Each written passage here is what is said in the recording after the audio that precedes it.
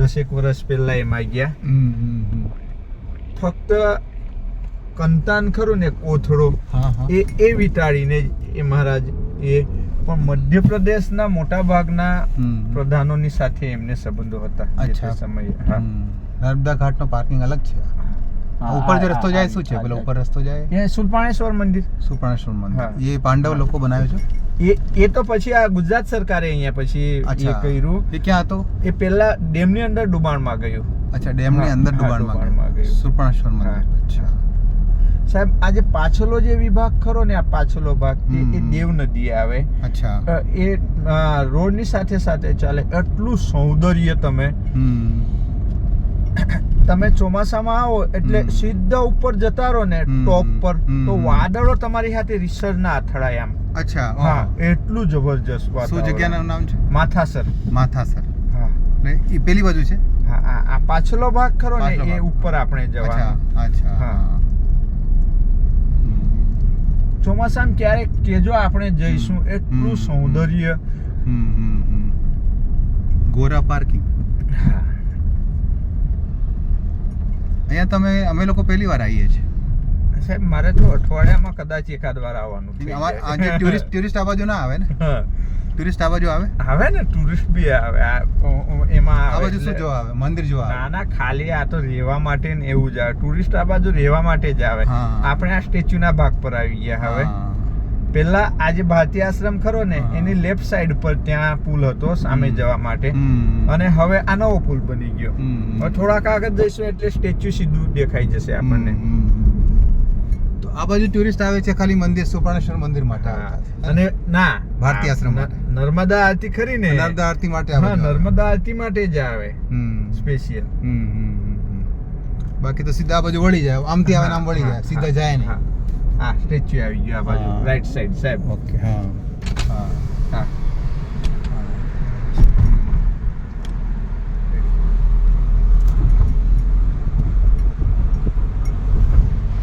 અત્યારે ડેમ થી પાણી છોડ્યું નથી. ડેમમાંથી થોડું પાણી આ કોઝવે માટે છોડવામાં આવે. ક્રૂઝ ચલાવવાનું ને.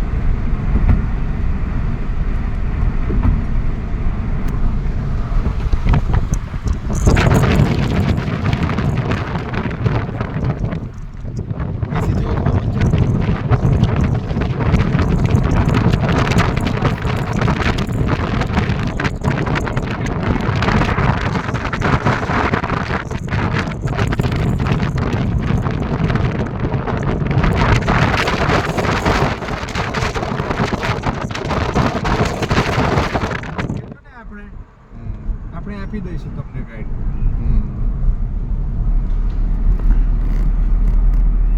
સ્ટેચ્યુના તરફથી કોઈ ગાઈડ હોવું જોઈએ ને, એક પેકેજ ચાલવું જોઈએ. પેકેજ આ લોકોના સરકારી ગાઈડ બી ખરા ને. હા, સરકારી ગાઈડ એટલે શું કોઈ ટુરિસ્ટ આવે ને કે ભાઈ આ બુકિંગ કરાવો એટલે આ પેકેજમાં તમને 2 દિવસ 3 દિવસનો સ્ટે રહેશે, 3 દિવસનું જમવાનું રહેશે, ગાઈડ તમારા જોડે છે. એવું કોઈ પેકેજ એવું નથી. એવું હોવું જોઈએ ને. એવું નથી. તો બધા સ્પોટ કોઈને જોવા ના હોય તો જોઈ જાય ને. મેં મારા રાજ્ય આચાર્ય સંઘના પ્રેસિડન્ટ આવ્યા ને, એટલે મેં એ લોકો 6 જણ હતા એમનું ફેમિલી. એટલે 2 ગાઈડની પાસ કરાવી દીધી અહીંયા. એ દિવસે પાસ જ નતા મળતા, આગલા દિવસે પેલા બ્લાસ્ટ થયા. એટલે હા, એટલે આખું રેડ ઝોન જાહેર કર્યો હતો. એટલે મેં બામણિયા સાહેબને મળ્યો. મેં કીધું સાહેબ મારા પ્રેસિડન્ટ આવે છે. 11 તારીખે 10 તારીખે બ્લાસ્ટ થયા હતા. શાના બ્લાસ્ટ? કેમ આપણે દિલ્હી ને હમણાં આ બ્લાસ્ટ ના થયા? હા, એ બ્લાસ્ટ ના લીધે અહીંયા રેડ એલર્ટ થયું. અચ્છા, હા. પણ પછી બામણિયા સાહેબને મળ્યો અને કે 2 ગાડીનું સાહેબ કરી આપો, અને આ લોકો આવી ગયા છે. એટલે પછી બામણિયા સાહેબે 2 પાસ આપણને કરી આપ્યા તે દિવસે. અચ્છા, હા. અને 1 ગાઈડ આપી દીધો હતો. અચ્છા, હા.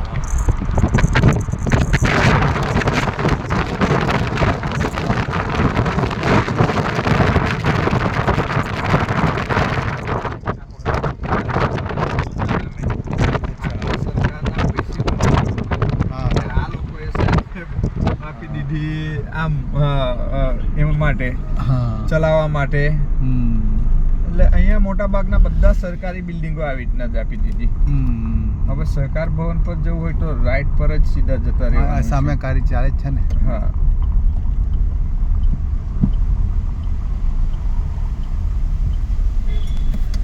એલ મારી કાર ઉપર સારો લાગી રહ્યો છે. એકદમ જો વ્યવસ્થિત એલ છે, બોર્ડર વાળો એલ છે. નસવાડી અમે કેમ્પ કરવા આવ્યા હતા મહાસબરી સ્વાસ્થ્ય યાત્રામાં. એ જ નસવાડી છે. બરોબર. એક દિવસનો રાત્રિ રોકાણ કર્યું હતું. હા અને ત્યાં રહેવાની વ્યવસ્થા સારી હતી નસવાડીમાં. આ શ્રવણભાઈ ત્યાં કેમ્પ કરવા આવ્યા હતા ત્યાં. બરોબર.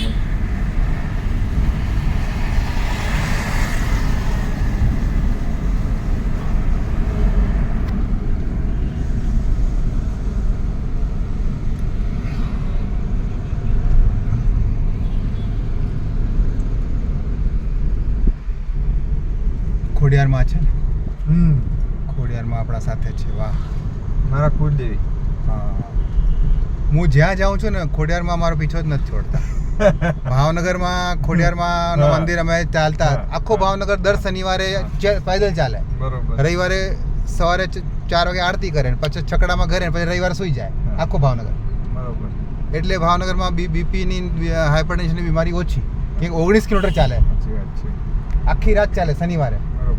અને અહીંયા હું રહું છું ખોડિયારનગરમાં જ રહું છું બરોડામાં. એટલે માતાની વિશેષ કૃપા છે.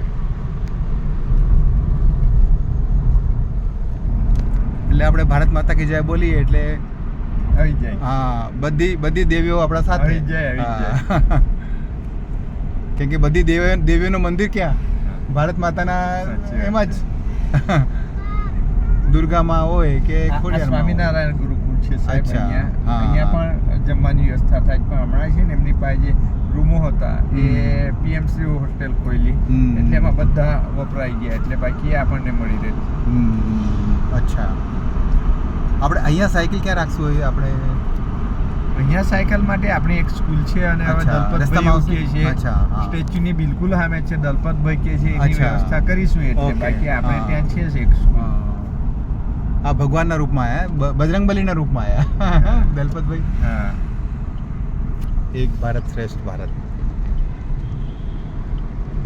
અરે સહકાર ભવન તો આવી જ ગયું છે આપણે. આર્યો સહકાર ભવન. આર્યો પાછળ ગયો. આ સહકાર ભવન.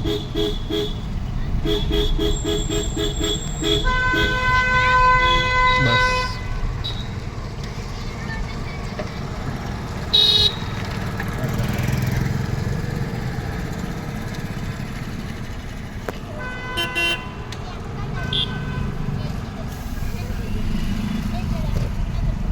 અહીંયા તમને ઓળખે છે ને મેનેજર અડ્ડો જ છે તમારો.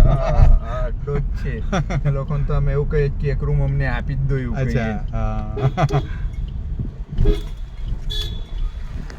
સહકાર ભવન સ્ટેચ્યુ ઓફ યુનિટી. ચાલજે ભાઈ ભાન. 5 ગાડીઓ છે. આ બધા મારી સાથે જ છે. આવા દેજે. વાહ વાહ વટ પડે હે નિલેશભાઈ તમારો. वट पड़े जो सहकार भवन साइकिल यात्रा में जो साइकिलिस्ट रहेंगे उनका प्रबंध यहाँ पे भी करने का रहेगा थोड़ा।